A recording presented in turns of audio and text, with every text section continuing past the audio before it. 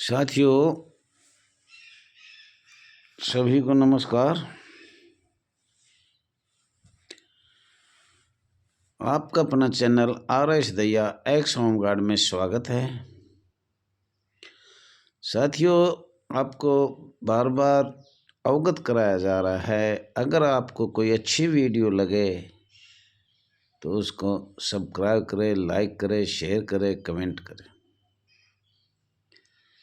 और साथियों, ये तो आपको मैंने बता दिया, all India home guard welfare association register number 34,987 अपना संघर्ष हमेशा हमेशा करता रहेगा, करता रहेगी। और जो भी इसमें एसोसिएशन में शामिल है, ये मैं दावे के साथ कह सकता हूँ, किसी प्रकार का कोई धोखाधड़ी नहीं है, किसी प्रकार का इतना मोटा चंदा नहीं है जिससे बदनाम हो।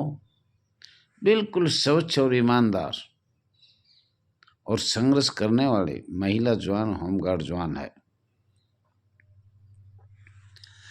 साथियों, आपको ये बार बार ज्ञान करवाना है, जो हम बोल रहे हैं अपने वीडियो चैनल पर, सभी दस्तावेज हमने भारत सरकार को भेज दिया गया है।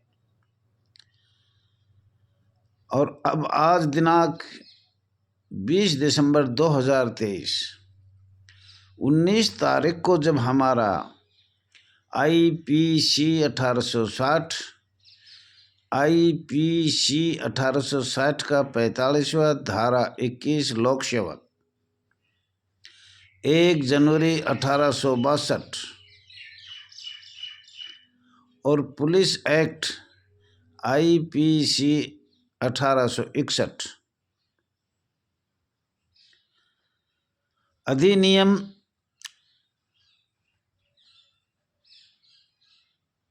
साक्ष्य अधिनियम, भारत का साक्ष्य अधिनियम 1872 और 1872(1), 1872(3) बहुत से ऐसे हैं जिन पर संशोधन होने जा रहा है। और साथियों, अहम बात यह है, आपको ये भी मैं अवगत कराना चाह रहा हूँ, जब 1946 में अस्थायी सरकार बनी, भारत को आज़ाद होने की घोषणा हुई, जब सशस्त्र का विद्रोह हुआ और उस विद्रोह के कारण अखिल भारतीय कांग्रेस कमेटी को, उस विद्रोह के कारण हमारा सारा ही अधिकार छीन लिया गया, जो कि हम एक सशस्त्र बल हैं, हथियारबंद हैं, अधिकारबंद है। लेकिन सभी 1946 में जब ये नागरिक सुरक्षा दिवस के रूप में मनाया गया, 6 दिसंबर 1946 में, और अंग्रेजों का कहना था कि भाई जो आज़ाद हिंद फौज है, इनको सबको लाल किले पे फांसी दिया जाए। बहुत सी शर्त थी, और यही कारण है हमारा नगर सेना का जो अधिनियम और नियम अगवे 1860 का 45 धारा 21 लोक सेवक अंग्रेज नहीं चाहते थे, और उन्होंने अपना बहुत पुराना कानून लगाया और फिर बनाकर अखिल भारतीय कांग्रेस को 1949 में दिया कि आप इसको समाप्त करो। जो आज़ाद हिंद फौज के माननीय नेता सुभाष चंद्र बोस ने जो, और माननीय अस्थायी मुख्यमंत्री शुक्ल जी को इस संस्था की परेड 1949 में सलामी लिया गया था लॉर्ड माउंटबेटन को। 1949 में ही इन्होंने, अंग्रेजों ने सोच लिया था कि इस संस्था को हमें बंद करवाना है, इस गुलाम से गुलाम बनवाना है, बंधुआ मजदूर बनाना है, खाने पीने का रास्ता कांग्रेस का खोला जाएगा, जो हमेशा हमेशा के लिए अधिकारी, जिला कमांडेंट, इंस्पेक्टर, पुलिस वाले, ऊपर नीचे, राज्य में और आर के पुरम तक इसको कोई रोक नहीं पाएगा।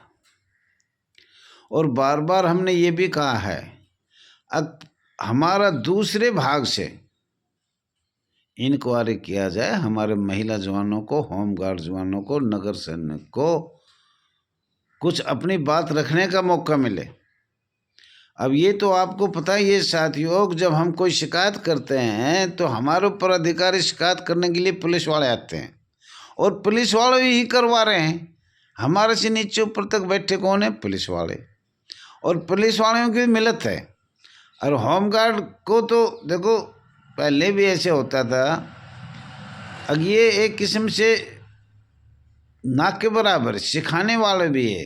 एक कमांडेंट, एक इंस्पेक्टर, एक अकाउंटेंट, एक ऑफिस में 10, 15, 20, 30, 40 साल तक रहकर पेंशन चला जाता है, पर उसका ट्रांसफ़र नहीं होता।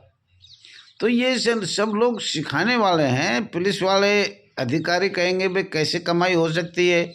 और ख़ास तौर पर जब जब चुनाव होते हैं, जब जब हमारे 6 लाख परिवारों को मुश्किल होती है, चुनाव के टाइम पे तो कोई भी प्रदेश हो या संघ राज्य क्षेत्र हो, उस इतनी भ्रष्टाचारी होती है, एक एक जवान से अनाप शनाप पैसे लिए जा रहे हैं।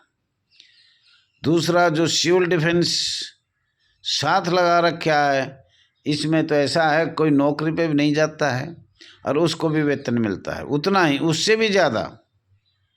सिविल डिफेंस में, सीटीआई में जितनी भ्रष्टाचारी है, जितनी भारत सरकार ऐड देती है, तो इनका रिकॉर्ड के अनुसार देखा जाए, जब पता लगेगा कि कितनी भ्रष्टाचारी इसी सिविल डिफेंस और होमगार्ड में चल रही है। दोनों में बराबर है। ड्यूटी का नाम लिख दिया, ड्यूटी अन्य प्रदेशों में भेज दिया, लेकिन वो मौके पे नहीं है, नाम बदल बदल के भी पैसे कमाए जा रहे हैं। और जब चुनाव आते हैं 5 साल में, जब सबसे ज़्यादा भ्रष्टाचारी हमारी संस्था से होती है, नगर सैनिक, होमगार्ड से। सिविल डिफेंस वाले भ्रष्टाचारी नहीं, वो उनके तो फ्री में पैसे जाते हैं, उनका तो कोई हिसाब किताब ही नहीं है। सिविल डिफेंस से कोई पैसा नहीं जा रहा, सिर्फ होमगार्ड संस्था जो परमानेंट संस्था है और जो अस्थाई बनाए गए अस्थाइयों से जाता है। और एक अस्थाई है, स्वयंसेवक है, उसमें करोड़ों अरबों के रुपए तो वैसे ही अधिकारी बैठा रखे हैं जिनका कोई अर्थ ही नहीं है, मतलब ही नहीं है। अरे स्वयंसेवक है, एक ही अधिकारी बहुत, पर आप देखो इंस्पेक्टर, पूरे जिला का स्टाफ है, उसमें कमांडेंट है, सहायक कमांडेंट है, फलाना कमांडेंट है, लाखों रुपए, करोड़ों रुपए रिश्वत के एक जिले से जा रहे हैं।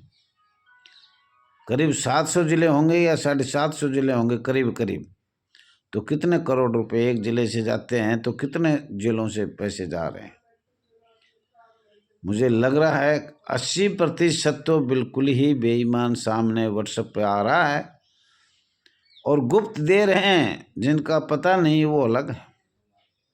तो 20% शायद इस महकमे में ईमानदार है, परंतु जब ऊपर से आदेश आता है आर के पुरम से, जब कहाँ जाएंगे।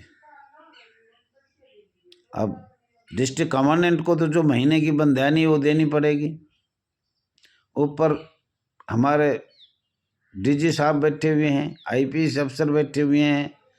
तो इनका तो मुझे लग रहा है कि अंग्रेजों ने ये बिल्कुल ये अपने जैसे अंग्रेज चले गए, पर पुलिस अपनी यहीं छोड़ गए। दबाओ, मारो, पिटो, गाली दो।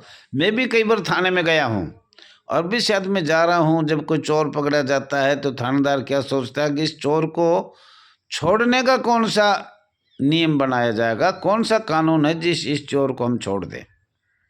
मैं रेवाड़ी जिला का रहने वाला हूँ और सभी थाने को जानता हूँ। थाने में हम भी जाते हैं, पंचायत के साथ भी जाते हैं, वैसे भी जाते हैं, और कई सच्चाई बताने के लिए भी जाते हैं, पर हमें गाली गुप्ता, इतनी बड़ी उम्र में बहन चौथ, छोरी चौथ, ये वे, वही अंग्रेजों वाला कानून है भाई। सुने तो सही, पर बोलने भी नहीं दिया जाता। ये खुद रेवाड़ी प्रॉपर में जहाँ रहता हूँ, जहाँ जनपद में, उस थाने का भी यही हालत है। आप जाए पहले तो आपकी एप्लीकेशन ही नहीं लिखी जाएगी, लिख दिया तो फिर दोबारा जाएगा तो पैसे देख के जा सकते हो, वैसे आप नहीं जा सकते कि भाई जाके पता कर ले। वही गाली गलौज, बहन चौथ, छोरी चौथ, माँ चौथ। अरे वो बच्चे तो हमारे हैं, पर हमें ही ऐसे गाली देते हैं। आ गया बुढ़ा, यहाँ बुढ़ी आ गई, जवान आ गए, ये मतलब इतनी भ्रष्टाचारी थाने में, और थाना ही हमारे होमगार्ड नगर सैनिक के ऊपर है, तो क्या हम बच सकते हैं? कितना बचेंगे? कौन से थाने में मैं all India home guard welfare association का राष्ट्रीय अध्यक्ष RS दहिया और रजिस्टर नंबर 34,987, एक भी थाना ऐसा नहीं है जिसने शुद्ध में बात करी हो। पहले ये बैठ जा, 4 घंटा बैठा लिया, क्यों, क्या बात है, हमें काम है। और हमें काम नहीं है, थानेदार को ही काम है, उन्हीं ने बच्चे पालने में। हमारे तो न तो घरवाली है, न परिवार है, न माँ बाप है। बैठे रहो बैठे रहो, पैसे दे दो, अपने घर ने जाओ, फोन आ गया छोड़ दिया, राजनीतिक मामला बना रखा है। साथियों, अब आपको मैं ये कहना चाह रहा हूं, अब माननीय लोकसभा में जब ये हमारे सारे काले कानून अंग्रेजों के जो समाप्त होने जा रहे थे, संसद द्वारा होने जा रहे थे, खास तौर पर 1898 IPC 1860, IPC 1860 का 45वां धारा 21 लोकसभा, लोक सेवक लोकसभा में, अन्य जो भी थे, परंतु अब आधे से ज़्यादा कांग्रेस या अन्य पार्टियों का ऐसा हंगामा करा, अब कभी इन पे संशोधन ना हो जाए। अगर संशोधन होगा तो हम खाएंगे क्या, हमारा परिवार कैसे चलेगा? इतने काले कानून जो 200-250 वर्षों से चल रहे हैं, 1757 से, और वही कानून आज भी चल रहे हैं, हमें बोलने तो दिया ही नहीं जाता, और करने वाले भी यही हैं। हमारा महकमा आज हिंदुस्तान में पुलिस के नीचे सिर्फ होमगार्ड नगर सैनिक सिवाय और कौन सा है? सब आज़ाद हैं, सब अपने अधिकारियों को बात मानते हैं, हम भी मानते हैं, आदेशों का पालन करते हैं, पर इसका भ्रष्टाचारी, रिश्वतखोरी, इनका क्या? बार बार सरकारों को अवगत करा रहे हैं। तो साथियों, आप लोगों ने जो भी संघर्ष किया उसके लिए धन्यवाद है, मुबारकबाद है। सबने मिलकर 6 लाख परिवारों को, और आज यहाँ तक आ गए। संसद में हमारी आवाज़ काले कानूनों की तब्दीली या संशोधन, तो हम आगे बढ़ सकते हैं। आप सभी लोगों का बहुत बहुत धन्यवाद है। साथियों, मैं आपसे आशा करता हूँ इस संघर्ष को आप आगे तक बढ़ाते रहोगे, जब तक आखिरी दम तक बढ़ाते रहोगे। Thank you.